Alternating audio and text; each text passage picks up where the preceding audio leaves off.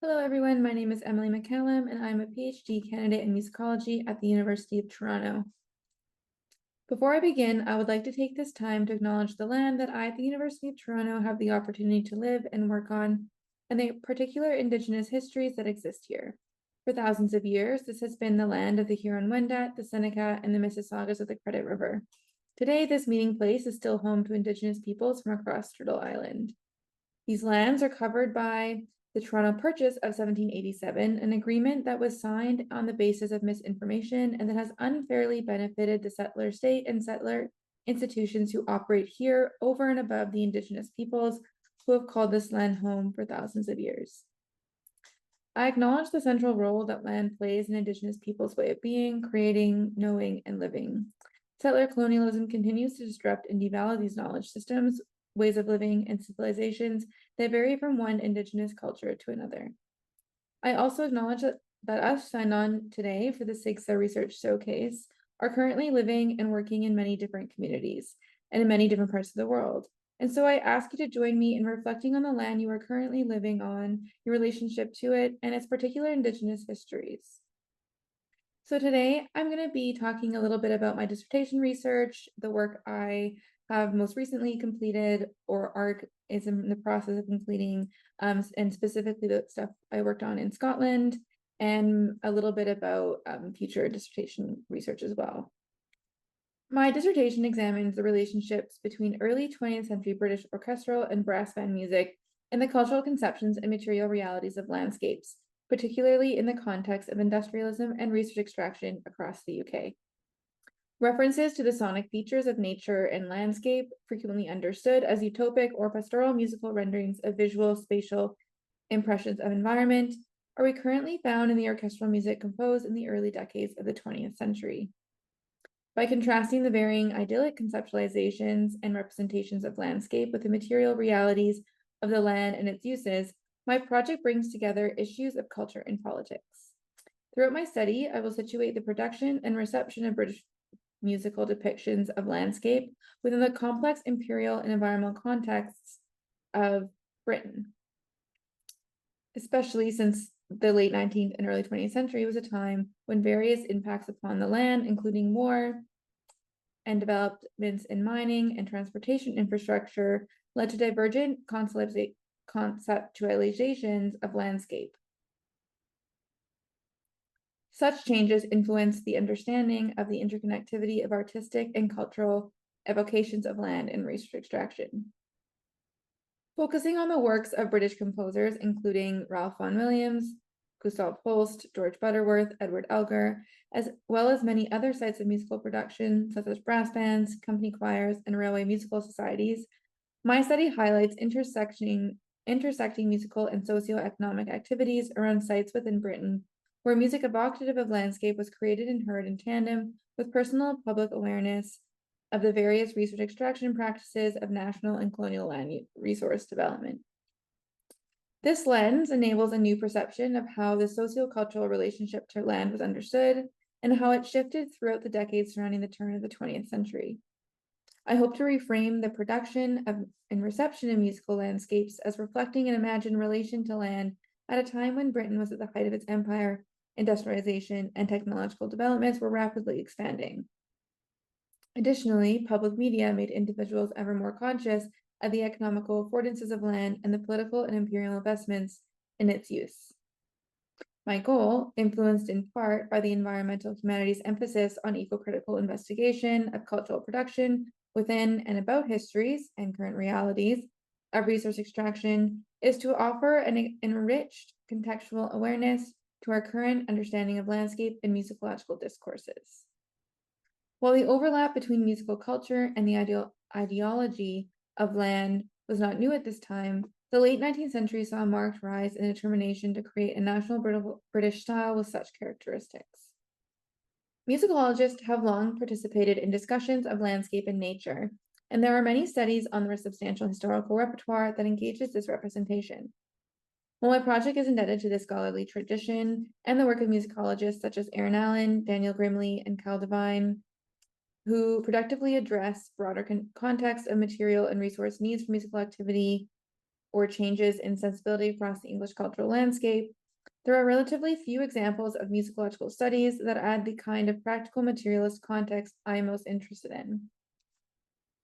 Throughout my dissertation, I will bring the long-standing musicological discussions of sound and landscape into recent conversations across the environmental humanities surrounding resource ecologies such as mining, logging, water use, and petroleum engineering. I try to consider new ways of thinking about extraction, landscape, and coloniality by attending closely to how the extractive industries influenced understandings of landscape and how extraction influenced music production and reception throughout the UK. I hope to better understand the relationships between extraction, musicians, and audiences, and the role of industrialism as an influencing force in representation of landscape and music. Interest in mining has become a prominent theme in eco-critical literary studies. For example, scholar Elizabeth Carolyn Miller's 2021 book, Extraction Ecologies in the Literature of the Long Exhaustion, questions how literature of the British imperial world contended with the social and environmental consequences of industrial mining. At the start of her book, Miller asks what industrial extraction meant and how it transformed humans' relation to and perception of the natural world. My project is invested in understanding how these relations and perceptions play out in musical cultural terms. Additionally, scholars such as Heidi C.M. Scott, Emery Zisman, and Jennifer Wenzel, as well as Andreas Malm, are drawing attention to the histories of fuel and energy production and their influence on culture and society. In the 2017 book, Fueling Culture, Wenzel and Zisman ask, what work do particular cultural forms do in making our relation to energy visible or obscuring it from view? I keep this question in mind as I investigate the connections between musical imaginings of land and the concurrent material realities fueling the music industry and listening experiences throughout Britain at this time. While in Aberdeen, I spent time working on writing 2 chapters. Throughout the first chapter, I discuss the broader industrial and urban environmental context of Vaughan Williams' A London Symphony, which reveals how the piece can be considered a prime example within a larger network of the influence on and connections between industrialism and musical culture. And the second is about the intersections between railways and music, specifically looking at railway musical societies. Vaughan Williams started composing his London Symphony around 1910, after about 2 decades of living in London. It was first performed in early 1914. While Vaughan Williams never confirmed a specific programmatic narrative for the piece, the symphony contains multiple references to London city spaces and London city life. For example, starting in measures 34, a solo harp plays the chime melody on the Big Ben bell from the Great Clock of Westminster, confirming for the listener the London locale. The clock chime melody is the most easily recognizable sonic reference to London in the symphony, but it symbolizes much more than simply a marker of location. It also implicates urban industrialism, railway expansion, and London's position in Britain's empire. The institutionalization of Greenwich Mean Time and the establishment of a basis for civil timekeeping across Britain more generally was influenced heavily by the necessity for precise timing in the operation of expanding railway network, shipping transport schedules, and factory work. In the 1840s, the first standardized time system called railway time, first implemented by the Great Western Railway, was established. And this initial imposition of a uniform time was followed by a desire for a more geographically and politicized standardized time, influenced primarily by British-owned railway companies in North America and in India. More than 40 years after the first use of railway time, the British government and rail industry representatives decided in 1884 that the Universal Day for International Standardized Time would begin in Greenwich, England, placing London at the prime meridian. Yet this politicization and regulation of time was not met with unified approval either locally or internationally. Some towns throughout England continued to keep their local time in addition to railway time up until the early 1890s, preferring to hold out against the acceptance of what was seen as a London time. And it wasn't until the early 1920s that universal time was fully implemented and accepted internationally. Thus, The clock and bell chimes came to be not only an iconic marker of London's soundscape, but also a reminder of the near constant industrial expansion and a signal of the dominating position of London and the British Parliament. Time became a symbol of the organized and controlled civic and national unity, and while it was part of everyday life for those living in central London, as Vaughan Williams did, the clock also provided an audible reminder of the city's broader influence on the nation. Another compelling reference Vaughan Williams included in his London Symphony was to the River Thames. Notably, by the time Vaughan Williams moved to London, the Thames Embankments projects had just been completed, and Vaughan Williams lived quite close to both the Thames and to the Chelsea embankment. The embankments raise an interesting question regarding Vaughan Williams' interpretation of the Thames. In both the prologue and epilogue of the symphony, the river is depicted predominantly as soft and smooth, with well-blended timbres and very little dynamic contrast. Yet, for many, the river would have not necessarily symbolized a quiet and slow-moving environment, but rather a source of hard and strenuous employment.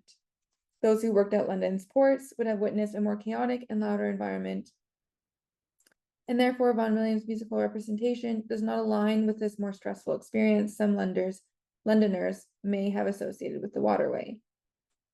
Vaughan Williams' inclusion of music representing a Thames more in line with its industrial realities gives insight to both the London that Vaughan Williams was familiar with and the Londoner he took inspiration from.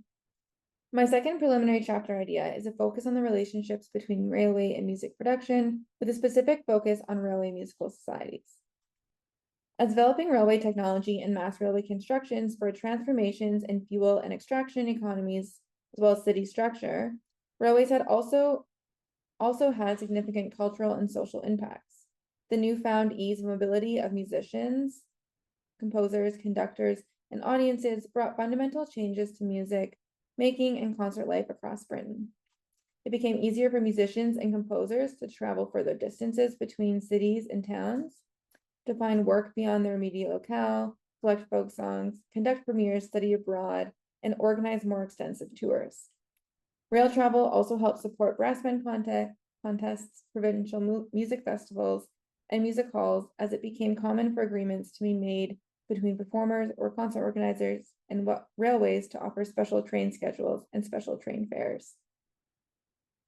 More specifically, many rail companies, such as the Great Western, the Great Eastern, and the London and North Eastern Railways, established their own musical societies in the early years of the 20th century. Musical societies oversaw the activities of a symphony orchestra and usually a choir, and were made up of company staff from all ranks. By the 1910s, these orchestral ensembles and choirs had grown in size and popularity and went on to have busy concert schedules.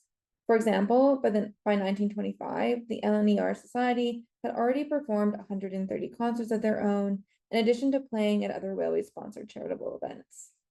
I'm interested in examining how these musical societies played an essential role into how railway companies aim to shape their public perception and accentuate their investments in local spaces and as facilitators of cultural activities.